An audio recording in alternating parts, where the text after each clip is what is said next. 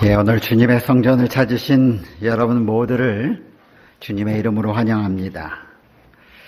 하나님께서 준비해 주신 은혜와 복이 우리 이곳에 참여한 우리 모든 성도들 위해 풍성하게 임하시기를 간절히 기도합니다. 교회 소식을 좀 전하기 전에 여러분에게 몇 가지 당부의 말씀을 좀 드리려고 합니다. 제가 처음에 교회 부임해서 화요일 예배에 대한 강조를 몇 번 했더니 우리 교인들이 화요일에 많이 오셔서 기도하시고 말씀 듣고 하시는 일들이 많았습니다. 근데 지금 이제 3년 정도 지나다 보니까 여러분들의 사랑이 좀 식은 것 같습니다. 그래서 7교회에 보내었던 편지 가운데 첫사랑을 회복하라고 하는 그런 당부를 여러분에게 다시 한번 드립니다. 우리 화요일 예수님은 무슨 요일날 오신다고 그랬죠? 화요일날 오시긴 오시는데 뭐 하는 화요일날? 비 오고 바람 불고 막 그런 화요일날 저녁 예배 시간 8시쯤 오실 것 같습니다.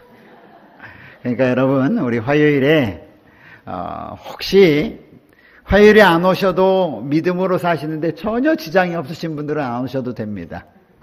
그런데 우리가 다 연약하기 때문에 가급적 화요일에 주의 성전에 오셔서 다시 말씀으로 우리 자신을 뒤돌아볼 수 있는 그런 은혜가 넘치도록 여러분 화요일날 꼭 기억하시고 특별한 일이 없는 한 주의 성전에 나오시면 좋겠습니다. 여러분이 보시는 것처럼 교회 엘리베이터가 지금 외관이 잘 마무리되고 있습니다. 아직 다 완성된 것은 아닙니다. 그 맨 밑에 공그리 해놓은 곳을 저희가 이제 돌 작업을 해야 합니다. 돌 작업을 해서 마무리를 하게 될 것이고 그 양옆에 있는 틈들을 또 메우는 작업을 이제 이번 주에 저희가 하게 될 것입니다. 엘리베이터는 이제는 외관 밖에서 하는 작업은 이제 이번 주 초로에서 마쳐지고 이번 주 주중에는 이제 내부 작업을 저희가 진행을 합니다. 특별히 엘리베이터가 들어오기 전에 저희 계단과 연결되는 그 작업들, 그 옆에 틀 이런 것들을 다 마무리가 어느 정도 되면 이제 엘리베이터가 들어와서 저 실내에서 조립을 하게 된다고 합니다. 그래서 저희가 염려했던 큰 공사는 대부분 이제 안전하게 마쳐져 가는 것 같습니다. 여러분 특별히 마칠 때까지 특별히 높은 곳에서 하는 일들이 꽤 여러 가지 있기 때문에 모든 일들이 안전하게 진행될 수 있도록 여러분 기도해 주시기 바랍니다. 우리 옆에 우리 교육관은 지금은 그 콘크리트 지붕을 씌운 콘크리트를 양생하는 중이어서 약 2주 정도 양생 기간이 필요합니다. 그래서 지금 기다리고 있는 중입니다. 이번 주에는 3층에 사택을 지어 올리는 재료들이 들어오게 될 것입니다. 특별히 철골 재료들이 들어오고 모든 재료들이 들어와서 위에 올리면 위에서 자리를 마련해 가지고 위에서 재단을 해 가지고 이제 사택을 저희가 하나씩 지어 올리게 될 것입니다. 저희가 1층과 이 본당 리모델링을 한꺼번에 다 하지 못하는 것은 1층에서는 안식일에 여전히 우리 어린이반이 안교를 하고 있고 또 우리 찬양대도 노래 연습을 해야 되고 안식일 오후에도 또 써야 되기 때문에 한꺼번에 저쪽도 건드리고 이쪽도 건드리면 저희 어린이 사역에 큰 장애가 있어서 위원회에서 결정하기를 저쪽을 다 마무리해 놓고 우리 어린이 예배를 저쪽으로 잠깐 옮겨서 예배 드리게 하고 그리고 난 다음에 이 본당과 이 1층을 리모델링 할 수 있도록 저희가 그렇게 지금 준비하고 있습니다.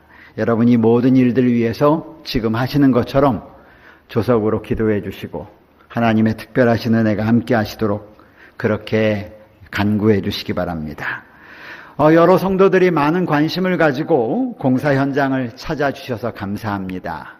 와서 지켜보시고 또 어떤 성도들은 오실 때 그냥 오지 아니하시고 음료수와 또 여러 것들을 가지고 와서 우리 수고하시는 분들에게 사랑을 베풀어 주시는 모습을 제가 보았습니다. 참 감사합니다.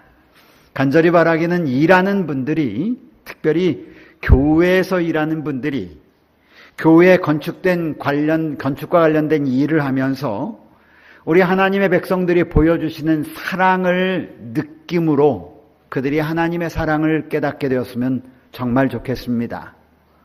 교회 일을 했는데 끝나고 난 다음에 내가 다시는 교회 일을 하지 않겠다라는 마음이 든다면 이것은 우리가 하나님의 성전을 잘못 건축한 것이겠죠.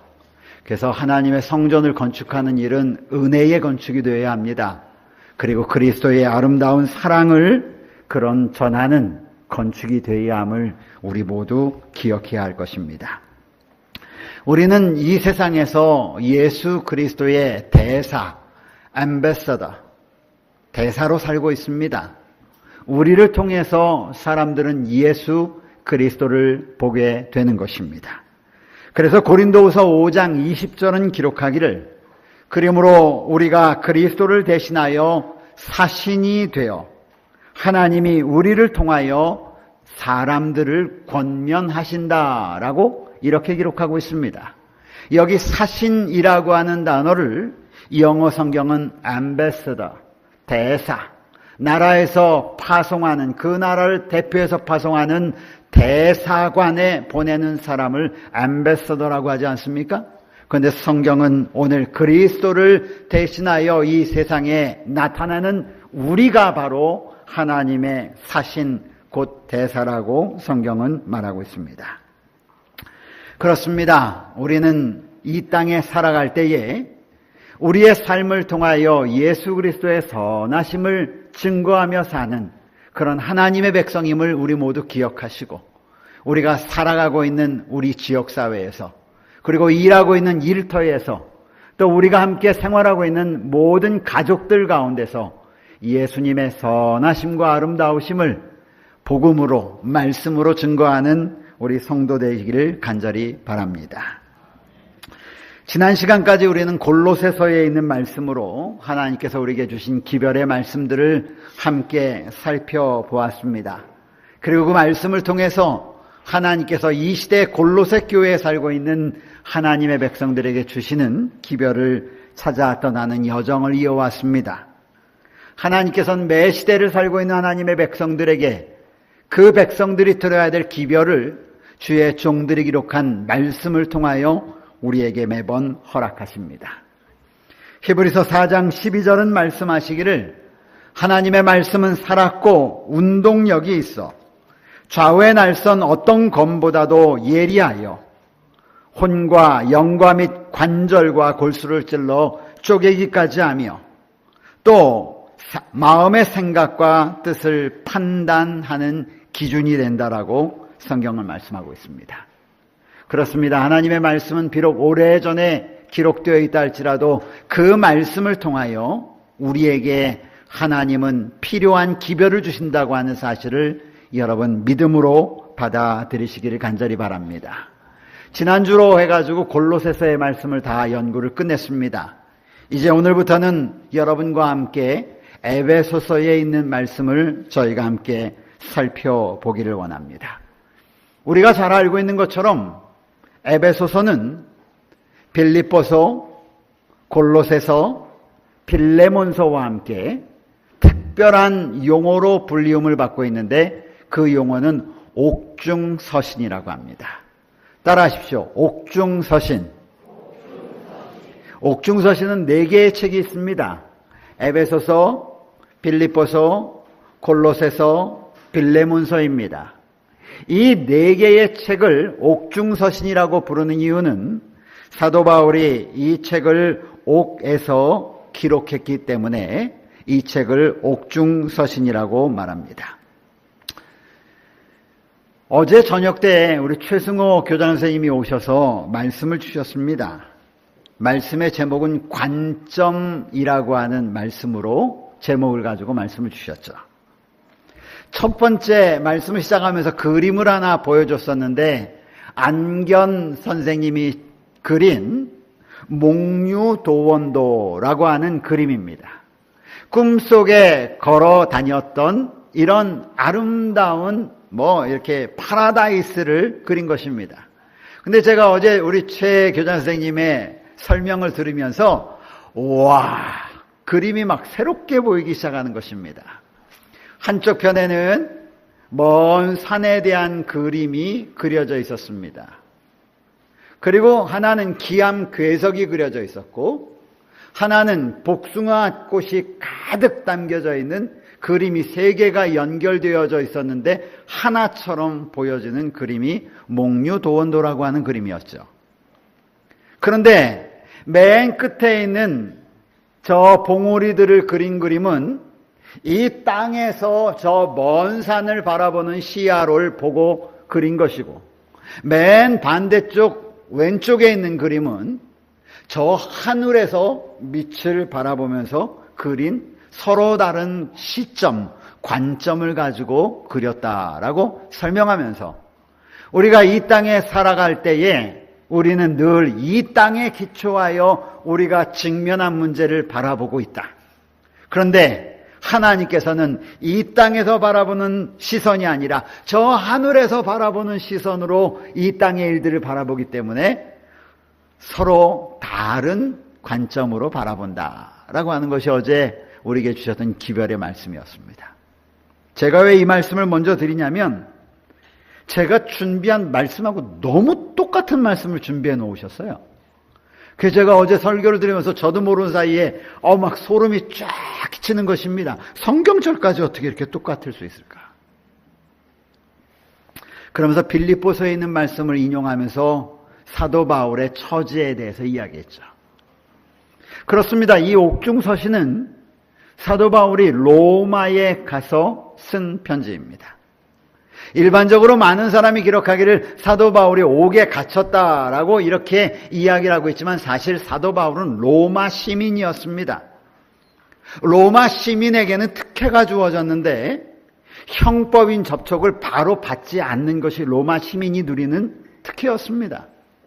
그래서 사도 바울이 예루살렘에서 그 유대인들이 사도 바울을 형벌을 취하려고 할 때 사도 바울이 바로 고개를 빳빳이 들고, 내가 로마 사람을 재판도 아니하고 이렇게 하는 것이 가하냐 그랬더니 거기에 있는 유대인들이 갑자기 벌벌벌벌 떠는 모습이 나옵니다. 왜요? 로마인이기 때문에. 사도 바울은 태어나면서 로마 시민권을 가지고 있는 사람이었습니다.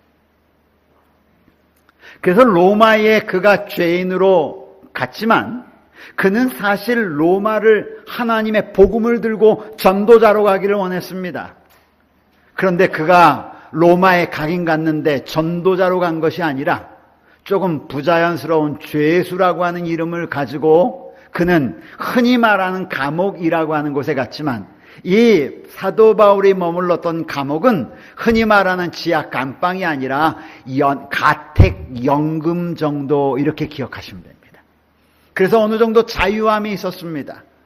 글을 마음대로 쓸 수 있었고, 기도도 마음대로 할 수 있었고, 집 밖으로 나가지 못하지만 그래도 집에 들어오는 사람들을 영접해서 성경을 가르칠 수도 있었습니다. 이것이 사도 바울의 모습이었습니다. 그는 로마에 정말 가고 싶어 했습니다. 그래서 로마서 1장 9절, 10절, 11절을 읽어보면 사도 바울이 얼마나 로마에 가고 싶어 했는지를 글을 남겨놨는데, 이렇게 그는 자기의 마음을 기록해 놓았습니다. 로마서 1장 9절, 10절, 11절.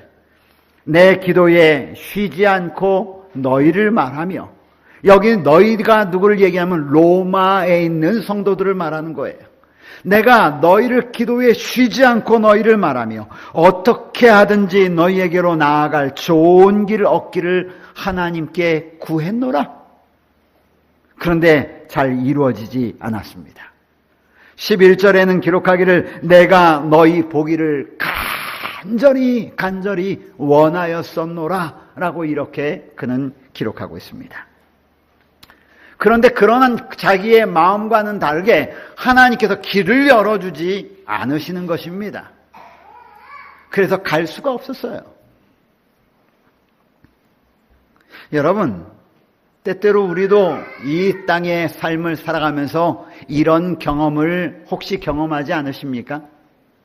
하나님 나 이렇게 해주세요. 하나님 나 이렇게 되기를 원합니다. 하나님 나 이렇게 됐으면 좋겠습니다. 이런 일은 이렇게 되고요. 요건 요렇게 되고 요건 요렇게 되기를 하나님 제가 기도하니까 그렇게 좀 들어주십시오. 그런데 원하는 것은 이것인데 이루어지는 일은 그것과는 조금 다른 일들이 이루어지는 경우가 왕왕 있습니다. 어떤 사람들은 자신이 기도한 일이 하나님께서 들어주지 않으셨기 때문에 하나님이 계시지 않는다라고 생각하고 말하는 사람도 있습니다. 그런데 우리가 그런 경험을 할 때 어떤 태도를 가져야 할까요? 하나님을 믿는 하나님의 백성으로서 우리는 그 일을 향한 하나님의 뜻이 특별하게 구별되어 있음을 믿으셔야만 합니다. 그리고 하나님께서 원하시는 하나님의 방법대로 그 길을 이루어 가신다고 하는 사실을 여러분이 믿음으로 받아들이시게 되기를 간절히 바랍니다. 우리가 기도할지라도 그 일이 우리의 삶에 유익이 되지 않을 때 하나님께서 그 일을 허락지 않으십니다. 여러분, 우리가 기도한다고 모든 일이 다 이루어진다라고 생각지 마십시오. 하나님의 뜻 안에서 하나님이 우리의 길을 아시기 때문에 그 하나님의 인도하심 가운데 이루어진다는 사실을 기억하셔야 합니다. 그래서 성경은 이렇게 말합니다. 이사야 55장 8절. 이는 내 생각이 너희 생각과 다르다. 그리고 내 길은 너희 길보다 높으며 내 생각은 너희 생각보다 더 높다. 이사야 선지자는 성경에 그렇게 말합니다. 이사야 55장 9절은 말하기를 이는 하늘이 땅보다 높음같이 내가 생각하는 길은 너희의 길보다 높으며 내 생각은 너희의 생각보다 더 높다. 라고 여호와 하나님께서 말씀하십니다. 그러므로 여러분, 사도 바울은 로마에 가기를 원했지만 간절히 기도했지만 하나님의 뜻 안에서 기도하며 기다렸습니다. 그는 자유의 몸으로 가서 그리스도의 복음을 전하기를 원했지만 그가 간 것은 죄인의 모습으로 한정된 지역에 있는 자유를 가지고 그는 가게 되었습니다. 그런데 여러분, 그곳에서 이루어 놓은 사역은 그 어느 곳보다도 놀라운 사역을 이루어 놓음을 우리는 보게 되는 것입니다. 그래서 욥기 23장 10절에 기록된 것처럼 내가 가는 길을 오직 그가 아시나니 그가 나를 단련하신 후에는 내가 정금같이 나오리라. 따라하십시오. 내가 가는 길을 그가 아시나니 그가 나를 단련하신 후에는 내가 정금같이 나오리라. 그렇습니다. 하나님께서 우리의 길을 아시는 것입니다. 바울도 이러한 믿음을 간직한 사람이었습니다. 그래서 비록 죄인의 모습이었지만 그가 기도했던 대로 하나님께서 인도하시는 방법을 따라서 로마로 가게 된 것입니다. 그런데 여러분, 그가 로마에 가서 그가 생각하는 것은 자유로운 몸으로 온 로마를 돌아다니면서 복음을 전하는 것이었지만 하나님께서 그를 가두어 두십니다. 그리고 무슨 일을 하게 하신 줄 아십니까? 그곳에서 그가 함께 사역했던 교회를 향한 편지를 쓰도록 길을 여십니다. 몸은 육신은 로마에 있었지만 하나님의 계획은 앞으로 이 시대를 앞으로 계속 진행되는 시대에 영적 로마에 살 하나님의 백성들을 위하여 편지를 기록하게 하셨다는 사실을 우리 믿음의 눈으로 바라보게 되시기를 간절히 바랍니다. 그 로마에 가서 만약 그 편지를 쓰지 않았다면 오늘 영적인 로마, 영적인 골로새, 영적인 빌립보, 영적인 에베소 교회에 있는 하나님의 백성들은 하나님의 기별을 받지 못했을 것이 분명합니다. 그러나 그가 로마의 인도함을 받아서 그곳에서 에베소 교회와 빌립보 교회와 골로새 교회와 라오디게아 교회와 소아시아에 있는 여러 교회들에게 편지를 쓰는 일들을 통하여 여러분 매 시대마다 서로 각기 다른 곳에 살아가는 하나님의 백성들이 주의 말씀을 듣게 된 것이죠. 에베소서는 AD 62년경에 사도 바울에 의하여 집필된 편지입니다. 62년경에 어디를 향해서 보내진 편지냐면 에베소에 있는 교인들에게 보내진 편지입니다. 우리는 에베소가 어디쯤 있는 곳인지를 알아야 합니다. 에베소는 지금으로 말하면 소아시아, 터키의 가장 번성한 해안 도시 가운데 가장 번성한 가장 큰 도시입니다. 지금도 가면 옛 에베소 성읍이 그대로 남아있고 에베소 성읍이 주변에 있는 다른 도시들과는 비교할 수 없을 만큼 아주 큰 도성을 위용을 자랑하면서 지금도 서 있습니다. 무역의 중심지였고요. 그만큼 사람들이 많이 모이는 곳이었습니다. 사도 바울에게 있어서 에베소는 복음의 전초 기지였습니다. 그만큼 에베소 교회를 향한 사도 바울의 사랑은 다른 교회보다도 특심했음을 우리는 볼 수 있게 되는 것입니다. 오늘 이제 우리는 본문의 말씀을 통하여 이 시간 우리에게 말씀하시는 하나님의 음성이 무엇인지를 함께 살펴보기를 원합니다. 우리 본문의 말씀 함께 찾아 읽도록 하겠습니다. 에베소서 3장 1장 3절부터 14절입니다. 자, 성경을 다 찾아보십시오.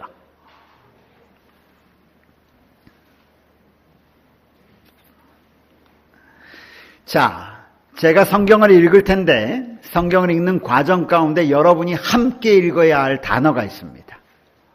그 단어는 그리스도 안에서라는 단어가 나오면 함께 읽으십시오.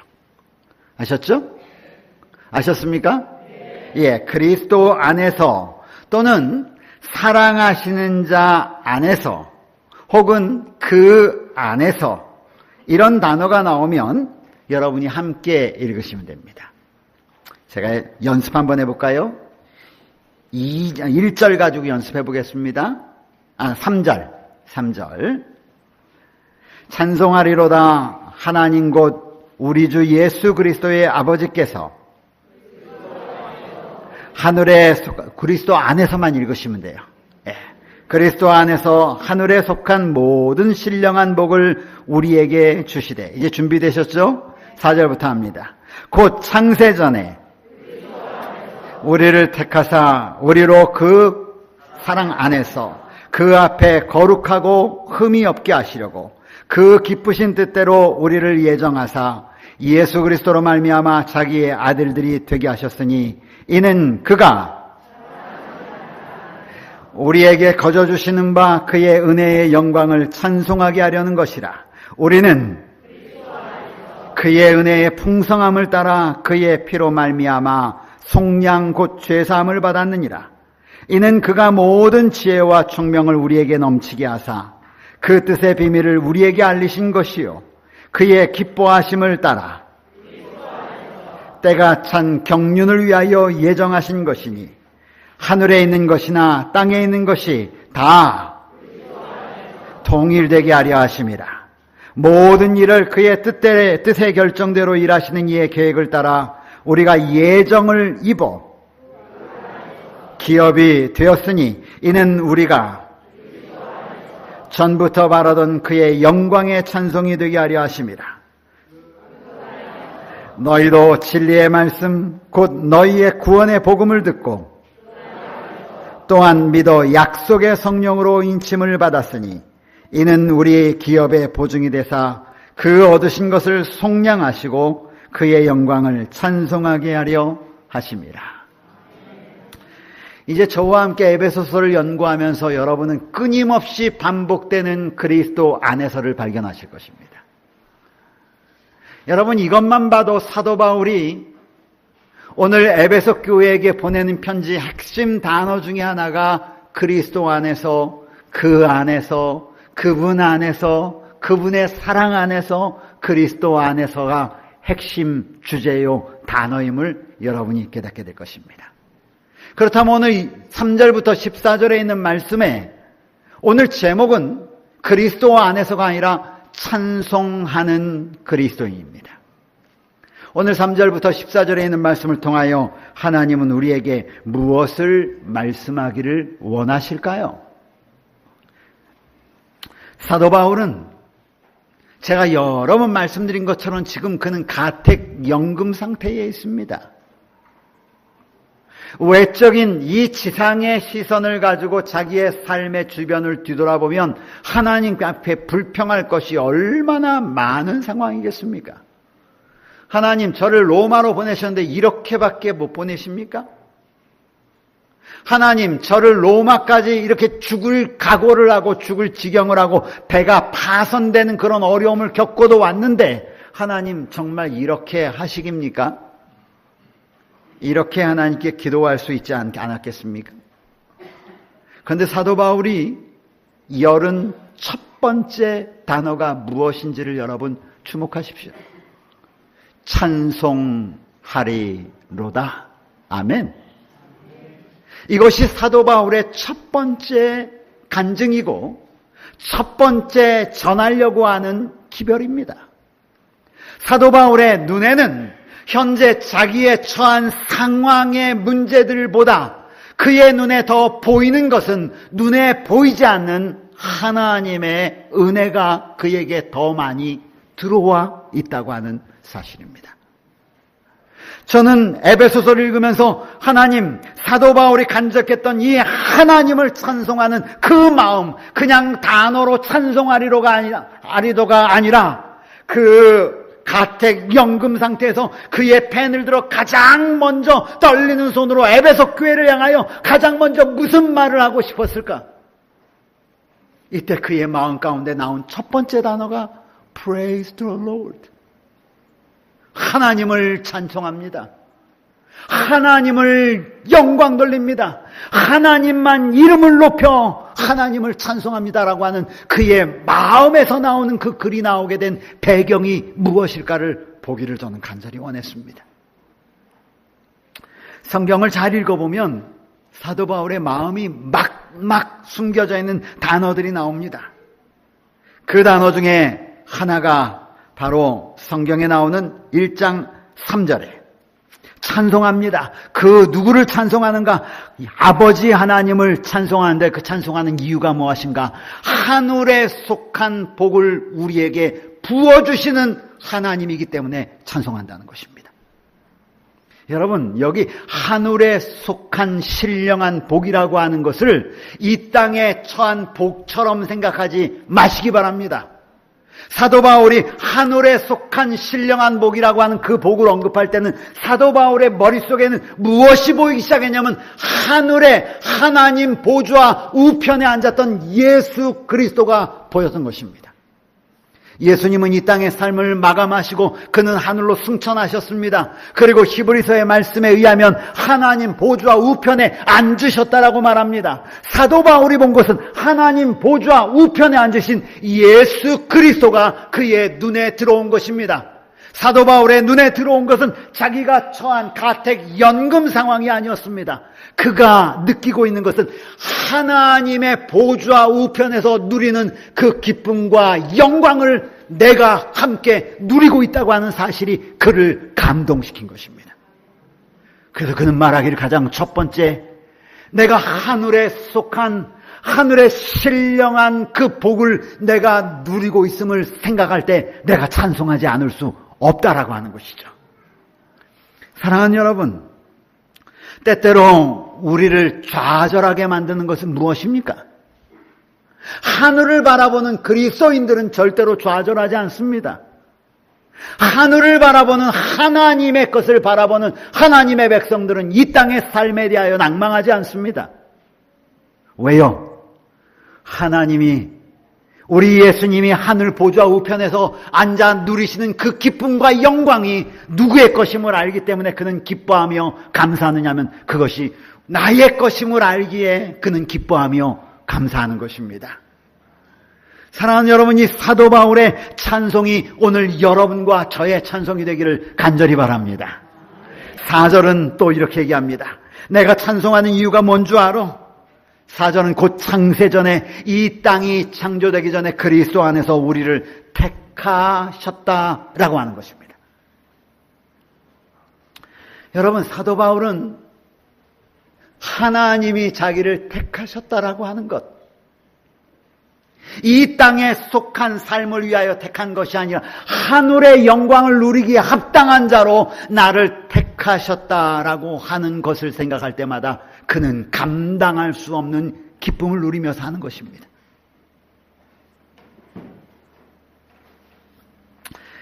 권력이라는 것이 대단히 무섭고 대단합니다.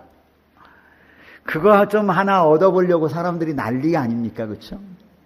그리고 그거 하나 딱 얻으면 얼마 전에 선거가 끝났지만 아주 세상을 다 가진 듯이 그렇게 생활을 합니다.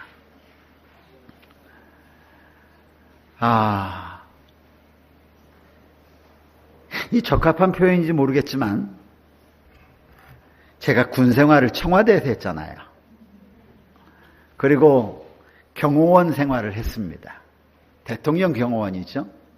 그리고 비표라고 하는 게 있어요. 여기 이렇게 표를 하나 이렇게 제 사진하고 이름하고 청와대 경호실 딱 하나 박혀 있습니다. 이게 뭐라고 요거 하나 가지고 있으면요, 무서운 게 없어요. 어딜 가든지 다 모든 문제가 다 해결돼요. 이 땅의 권력도 그런데 오늘 사도 바울이 느끼고 그렇게 감사하고 그렇게 당당하고 왕 앞에서도 얼굴을 바짝 들고 자기의 신앙에 대해서 이야기할 수 있었던 이유가 무엇입니까? 오늘 성경은 말하기를 하나님이 나를 택하셨다. 그냥 택한 것이 아니라 거룩하고 흠이 없게 보시면서 택하셨다는 것이에요. 영어 성경에 이 4절을, 왜냐하면 He chose us in Him before the creation of the world to be holy, 거룩하게 만들기 위해서, and blameless, 흠없게 만드시기 위해서. 그 다음 단어가 너무 중요한데, in His sight. 이게 무슨 소리냐면 그분의 눈에요.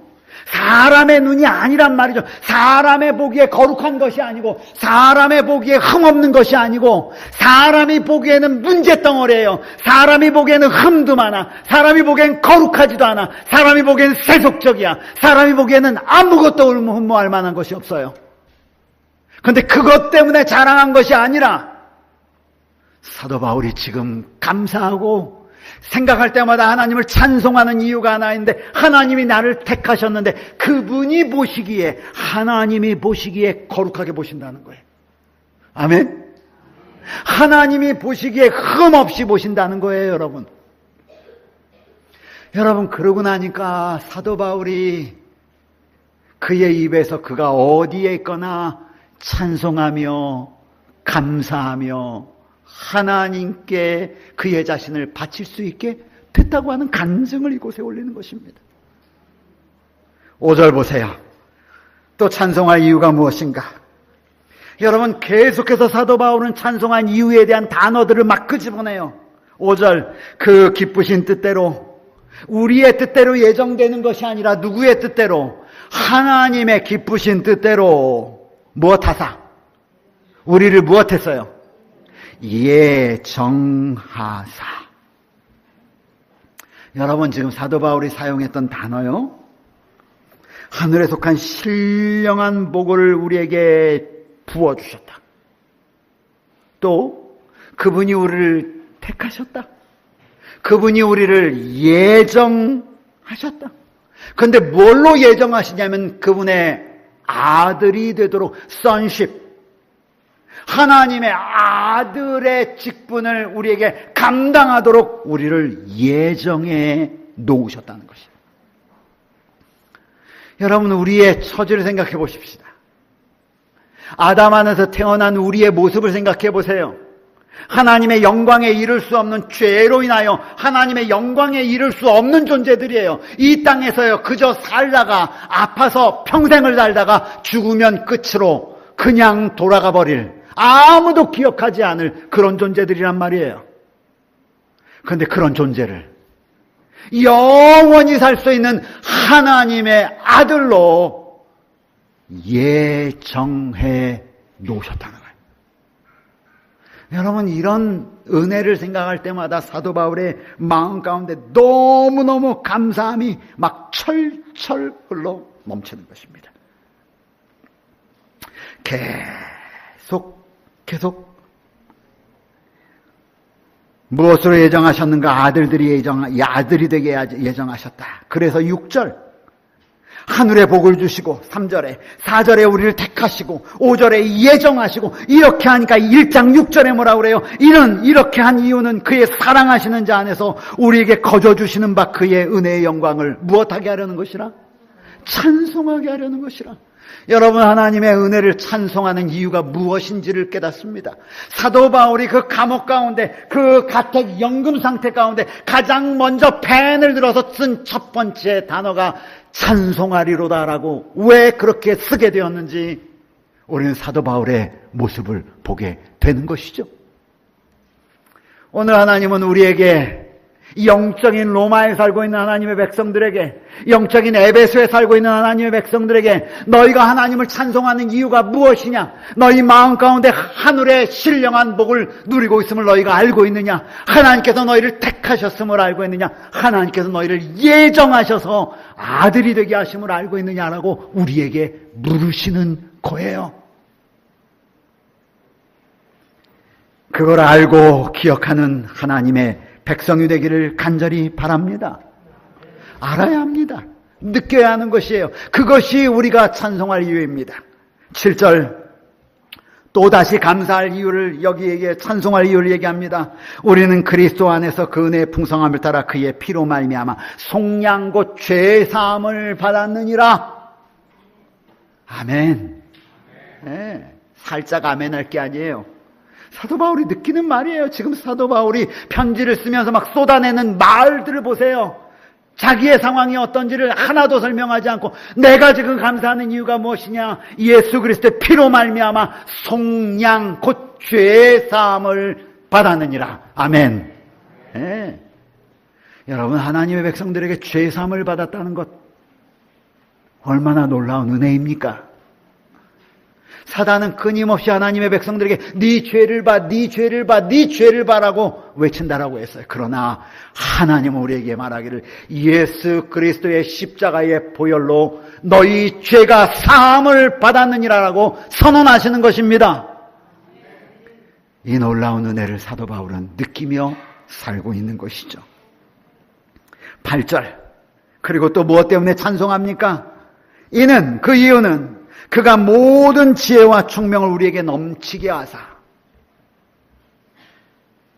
여러분, 여기 지혜와 총명은 하나님이 알고 있는 지식을 우리에게 이야기하는 것이에요. 지혜와 총명은 하나님이 알고 있는 이 온 우주를 관리하고 우주를 다스리시는 하나님의 지혜와 총명을 우리로 알게 하시는 것입니다. 오늘 교과 시간에 여러분 바벨론과 아마겟돈 배우셨어요? 그것이 무엇인가 보다 증명하는 것보다 더 중요한 것이 있는데 마지막 때에 바벨론과 아마겟돈이 일어날 것이다 라고 하는 사실을 하나님이 우리에게 미리 알려주셨다는 사실이 더 중요해요. 그래서 그런 바벨론과 아마겟돈 같은 것들이 일어남을 보거든 너희 눈을 들어라. 그런 일이 일어나는 것을 보거든 내가 그인 줄 알아라. 이거예요. 하나님은 말씀을 통하여 우리에게 지혜와 총명을 우리에게 넘치게 하셔서 무엇을 알게 하시는가? 9절이에요. 그 뜻의 무엇을? 비밀. 이 그 뜻의 비밀, 미스테리. 이 미스테리라고 하는 이것은 무엇을 상징하냐면 예수님이 이 땅에 있는 하나님의 백성들을 구원하게 하여 십자가에 달려 돌아가시기 위한 비밀의 논의, 그 구속의 길을 미리 세워놓았다고 하는 비밀을 알게 하신 것이라. 그러니 얼마나 감사하냐. 여러분, 사도 바울이요 로마의 집에 가택에 연금되어 자유롭지 못한 상황 가운데서도 그가 불평하거나 그가 낙담하거나 그가 좌절하거나 그가 깊은 시리에 빠지거나 하지 아니하고 그가 그곳에서 쓴 편지를 읽어보면 읽어볼수록 범사에 기뻐하고 감사하라. 이것이 하나님의 뜻이니라. 하나님 우리를 구속하시는 은혜를 잊지 말라. 그것이 우리가 우리를 향한 하나님의 뜻이니라. 오늘 성경은 말하길 그것 때문에 내가 찬송하고 감사하고 기뻐하노라라고 이야기하는 이 믿음이 오늘 이 자리에 있는 우리 사랑하는 교문이교회 성도들의 믿음이 되기를 간절히 바랍니다. 11절 다시 사도 바울이 찬송하는 이유가 나와요. 모든 일을 그의 뜻의 결정대로 일하시는 이의 계획을 따라서. 여러분, 이 땅의 모든 우주에 일어나는 일들은 하나님의 계획에 따라 움직여줌을 여러분 기억하시길 간절히 바랍니다. 그런데 그 계획을 따라 움직이셨을 뿐만 아니라 우리가 무엇을 입었다고요? 무엇을 입었어요? 예정을 입었대요. 예정. 아까는 예정하셔서, 잘 보세요. 아까 예정이라고 하는 5절에는 예정이 하게 하셔서 아들들이 되게 하셨다고 그랬죠. 그런데 여기 11절에는 하나님이 그분의 계획을 따라 예정을 하셨는데 그 예정을 따라 무엇을 얻게 하신다고요? 기업을 얻게 하신다고. 여러분, 성경에 아들이라고 하는 단어가 나올 때 이 아들은 반드시 무엇과 연관되어 있냐면 유산 상속과 연결되어 있다는 사실을 기억하셔야 돼요. 아셨어요? 아들이 없다라는 말은 유산을 상속할 자들이 없다라는 거예요. 그래서 얼마 전에 우리 전도사님이 기업부를 짜 이렇게 했는데 그게 유산을 남겨받아서 대를 이을 자가 없다라는 이야기예요. 그런데 예정하셔서 아들이 되게 한 것만도 감사한데 이제는 그 예정하셔서 하늘의 기업을 잇도록 하셨다는 것입니다. 저는요, 신령한 하늘의 복, 택하심, 예정, 속량, 죄사함, 예정, 기업, 영광, 성령으로 기업의 보증이 되시다는 이 반복된 사도 바울의 말에 이 간증을 볼 때마다 그의 마음이 얼마나 하늘을 사모하며 그의 시선이 얼마나 하늘을 중심으로 한 시선인지를 보게 되는 것입니다. 그러면서 저는 이 말씀을 준비하면서 하나님, 저도 저의 눈을 들어서 하늘을 바라보게 해주십시오. 하늘의 약속과 하늘의 기업과 하늘의 예정과 하늘의 선택하심과 하늘에 속한 복을 바라보는 성도가 되게 해달라고 기도한 것입니다. 저는 오늘 이 자리에 있는 우리 사랑하는 교문이교회 성도들, 우리의 모두의 눈이 이 땅에서 바라보는 우리의 시선은 어둠과 사망과 질병과 근심과 염려와 이런 모든 것들에 휘어잡을 수밖에 없는 그런 눈이지만 사도 바울이 로마의 가택에서 그가 연금이 되어서 이 땅에 속한 것이 아닌 눈을 들어 하늘의 약속을 바라보았던 것처럼 사랑하는 성도들이여, 이번 한 주일 동안 주의 말씀을 힘입어 하늘의 약속을 바라보는 그런 주의 백성들 되기를 간절히 바라면서 말씀을 마칩니다.